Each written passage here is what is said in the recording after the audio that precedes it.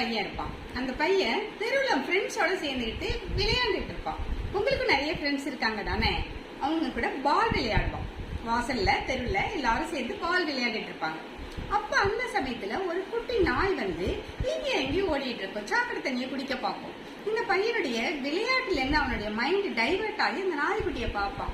ஓஹோ, இந்த நாய்க்கு தண்ணி தாக அடிக்குது போல அப்படின்னு சொல்லிட்டு வீட்டுக்குள்ள ஓடி போயிட்டு ஒரு பவுல் எடுத்துட்டு நிறைய தண்ணி கொண்டுட்டு வந்து அந்த நாய்க்குட்டிக்கு வைப்பான்.